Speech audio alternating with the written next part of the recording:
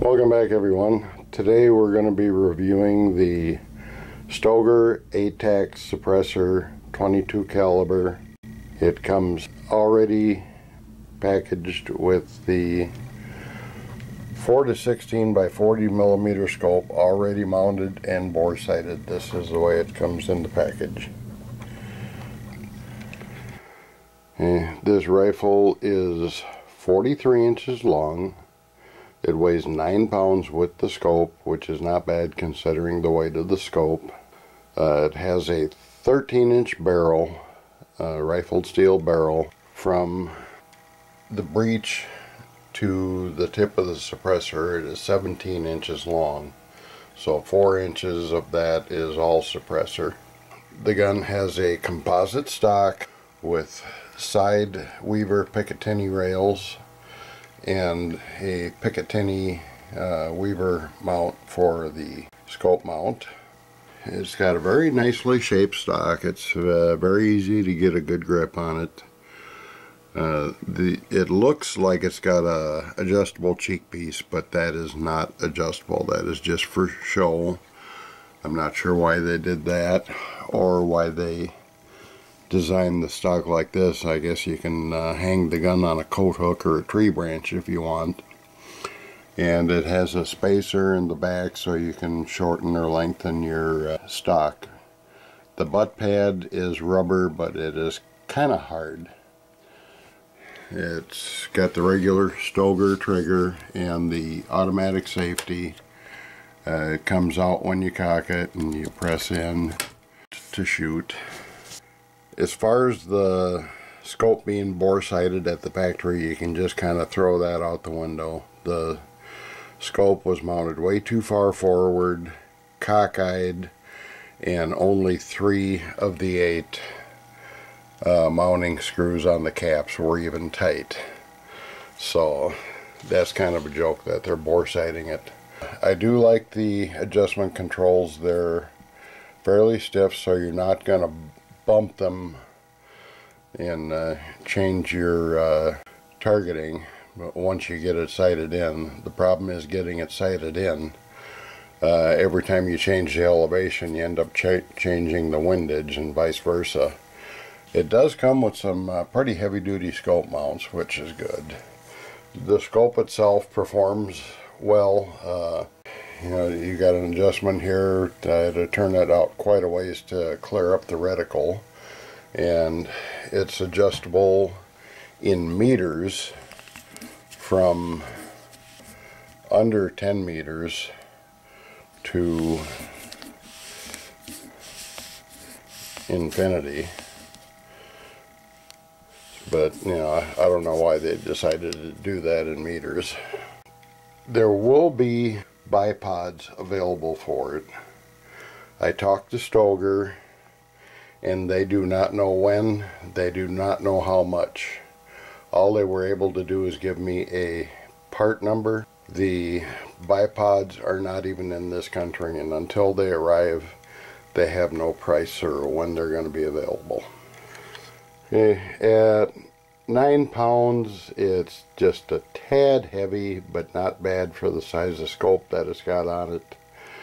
And as far as cocking effort, it takes about 41 pounds of cocking effort at the beginning of the cocking cycle, and the finishing effort is about 35 pounds of cocking effort. So a little bit more than most rifles in this power range, but not bad. So why don't we go to the power numbers. For the Crony test, first I'll put up a sheet and you can take a look at that and pause it there if you want to look and check for your favorite pellet, and then I'll go over the numbers.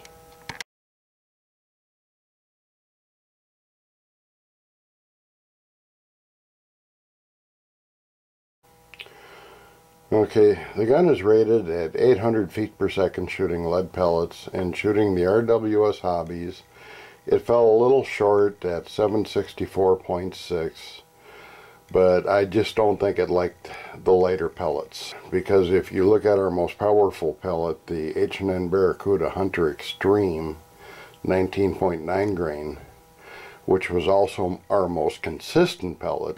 That pellet had a low of 653.6 feet per second, a high of 662.1 feet per second, an average of 658.6 feet per second. Extreme spread was 8.54 feet per second, standard deviation 3.87, and that also gave us the most muzzle energy of 18.39 foot-pounds of energy. Now if you take the 18.39 foot-pounds muzzle energy and go backwards to the 11.9 grain pellet, that pellet would have to travel 834.14 feet per second to achieve that energy. So the gun is spot on as far as the advertised feet per second and energy claims. Our most accurate pellet was the H&N Barracuda Match 21.14 grain pellet. It had a low of 617.0, a high of 627.2, an average of 622.8, extreme spread of 10.17 feet per second, standard deviation was 3.6, and that pellet generated 18.21 foot-pounds muzzle energy. You know, the suppressor did its job well. It kept the rifle down between 89.5 decibels and 91.6 decibels. But the way it's built, you only end up with a 13-inch barrel, and the way it's built inside, I had a lot of problems with pellets tumbling, especially the lighter ones, like the RWS Superdome 14.5. I even had one of the H&N Barracuda 18.21 grains tumble during the accuracy test. So I think there is possibly some issues with the way that silencer is built.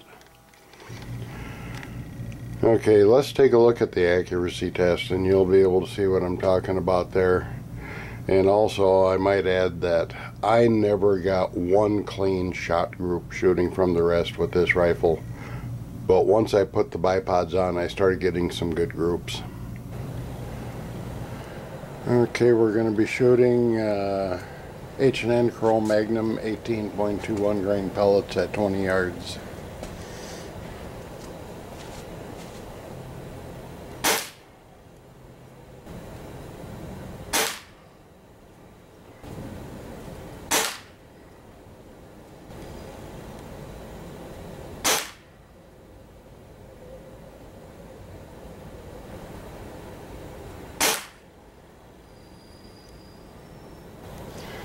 And now we're going to try 5 more shots shooting RWS Superdome 14.5 grains.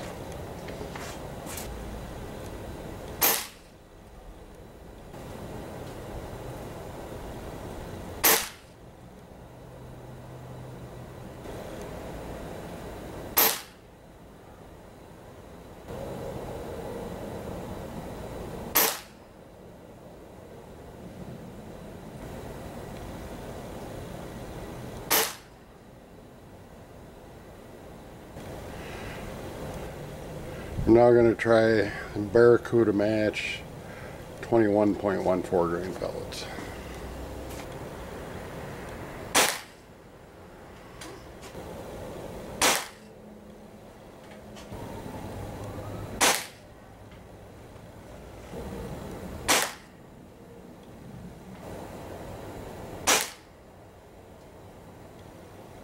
Well, after about 190 shots, we finally got a decent group on camera. Now, as you can see in the accuracy test, the short 13-inch barrel with 4-inch suppressor beyond that was causing pellets to tumble. I do not like that. I think they need to redesign their suppressor, because this rifle was pretty much the same noise level as the Benjamin Trail NP 22 caliber. They're the same class of rifle, about the same muzzle energy. This one might have a half pound more. I got 91.6 with the Trail MP. I got sometimes 89.5 up to 91.6. So they're very similar there. The biggest advantage of this rifle is you get the Weaver mounts on the side for using a bipod. On the Benjamin Trail, I mounted a lower Weaver rail for a bipod, and the pistol grip thumb hole stock on that one makes it equally comfortable as this rifle. I think if I had my druthers, I do like this shape stock. I'm not sure what they were doing when they designed the butt area that way. I guess maybe if you're tired of hauling it out in the woods, you can hang it on a tree limb. It does have the adjustment on the butt pad to extend it or bring it back in. The scope is, overall, it's a good scope. Like I said, you know, when you're tuning it in, the elevation will also affect windage, and the windage will affect the elevation. So it's not the highest quality scope, but you can get clear objective all the way up to 16 power, close in or far out. It's a very long scope, as you can see. The rifle's got a lot of good points, and probably the worst point of it is the price. It's $259.95. That's a lot of money. The Trail NP sells for $199.99 right now. So this rifle is $60 more. And the other reason I would take the Trail MP over this one is because of the suppressor. It's causing the pellets to tumble, and I've never had that kind of problem with the Trail NP. Maybe they can get that ironed out, but overall, like I say, shooting the heavy pellets, especially the 21.14s, I was able to get a pattern 4 of 5 shots with half the size of a dime at 20 yards. That is incredibly accurate, but I was never able to get 5 in that tight. It's a very hold sensitive rifle. I could not get a good group from the bench shooting from a rest, only from the bipod. So you'll have to judge for yourself. That's my review of the Stoeger ATAC Suppressor Gas Ram 22 caliber air rifle. Thank you for watching.